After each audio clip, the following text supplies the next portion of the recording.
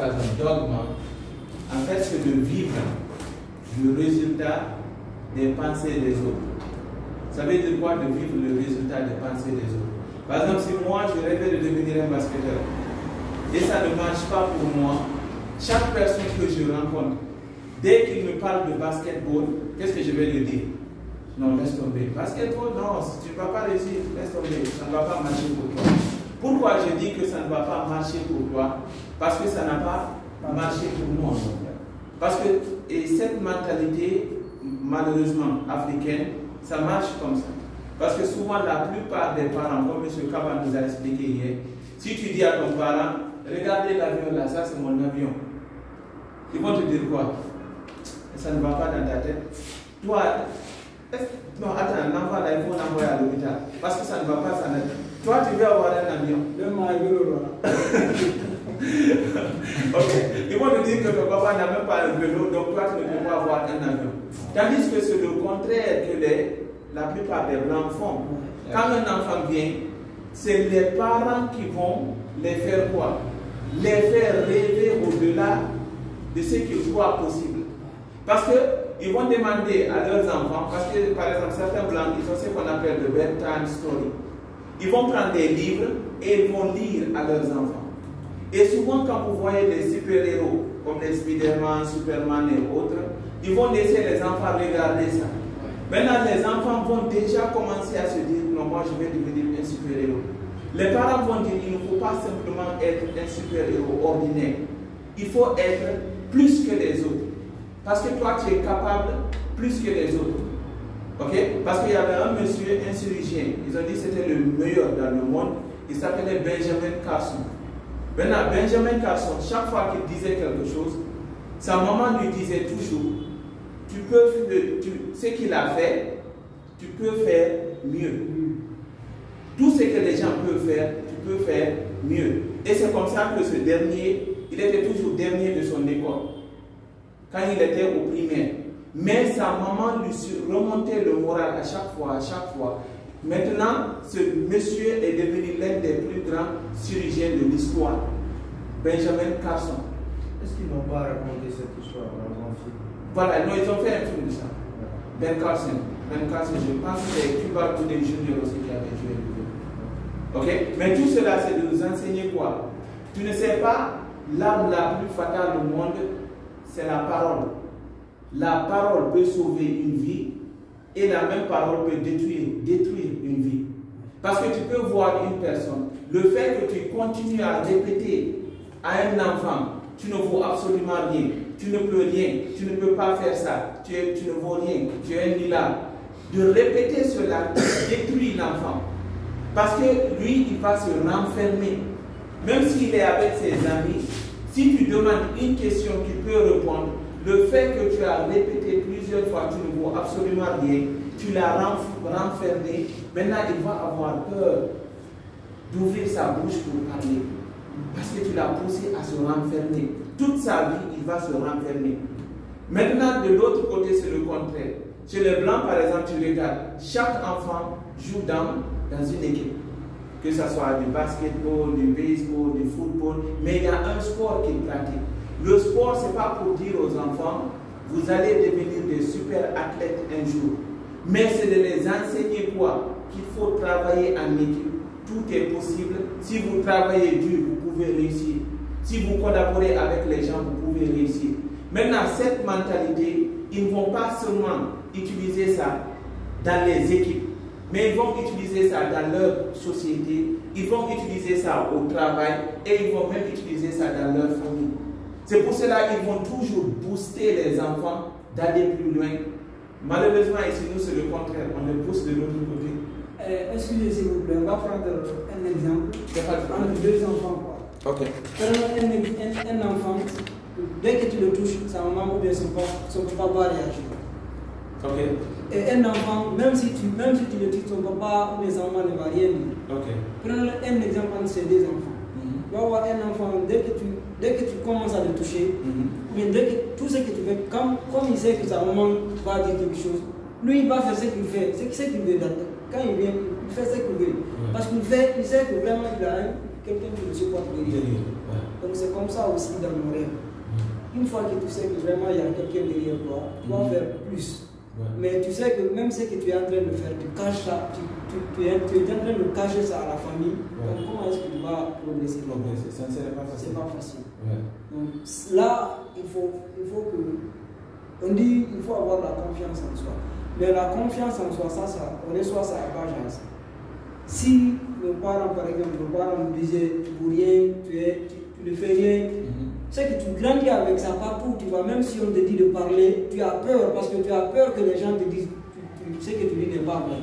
Mais ce que tu dis, c'est pas ça. C'est que tu as grandi avec ça. C'est pas. Non, c'est très bien. On peut même prendre l'exemple sur le savant celui qui a inventé la gravité. C'est pas. Comment dire? C'est pas Newton ou Einstein. Einstein, ok.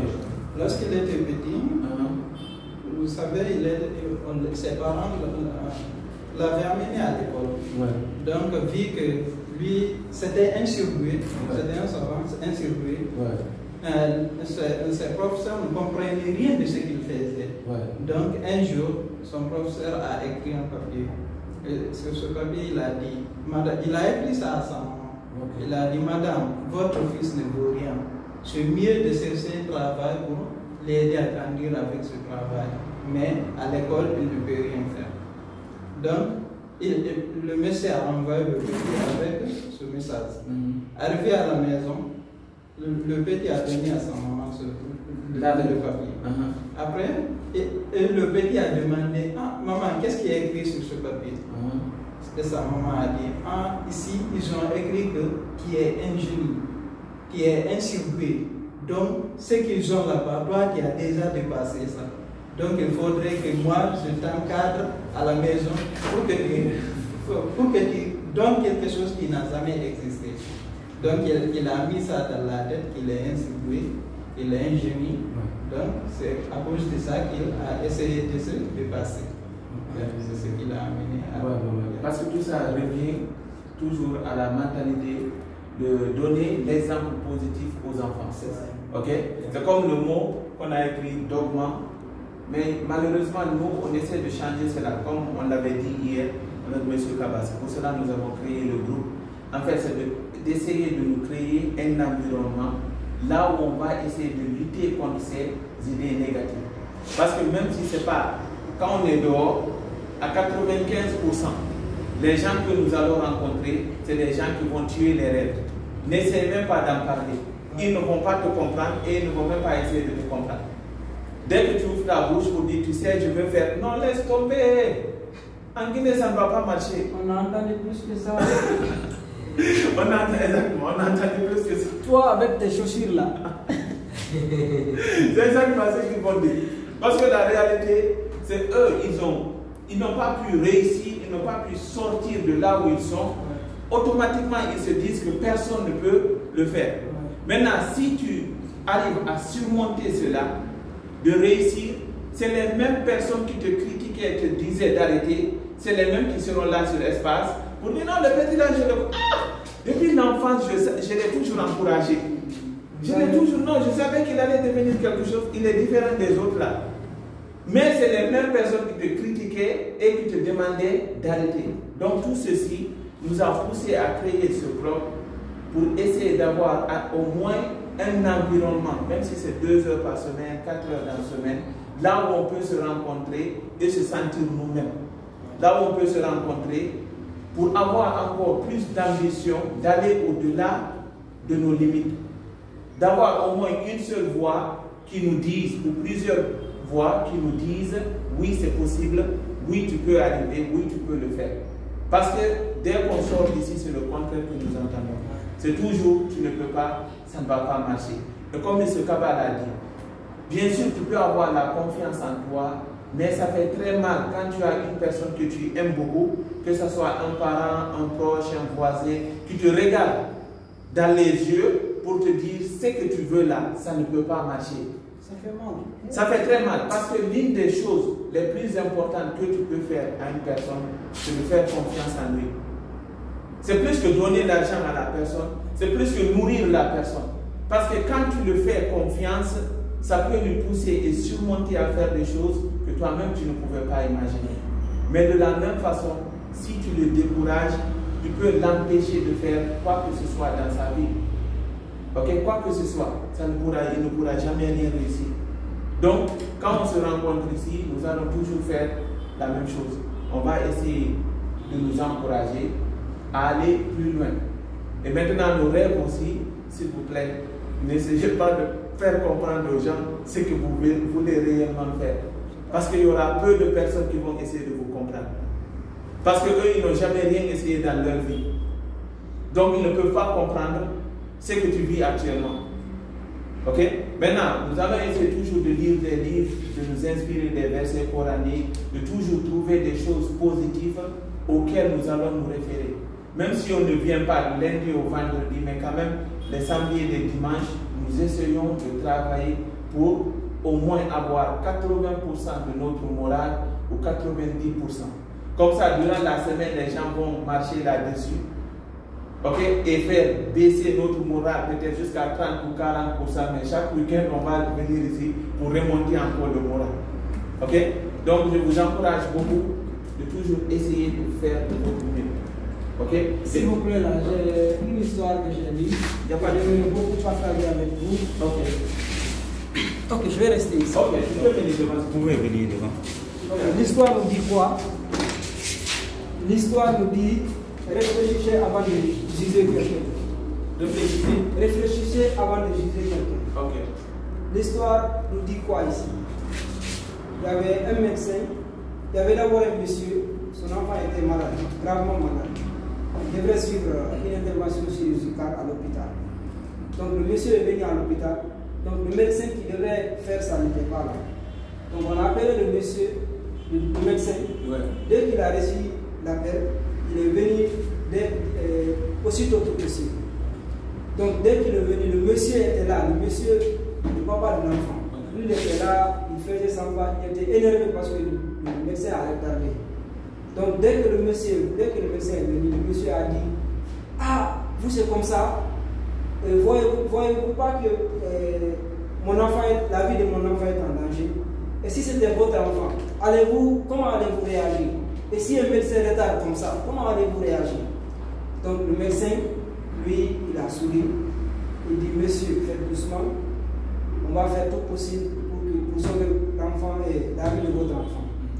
Et vous aussi, priez pour que votre enfant soit sauvé. Donc le monsieur, qu'est-ce qu'il a fait? Il a murmuré. Il dit quoi? Il dit: donner des conseils si on n'est pas dans la situation est facile.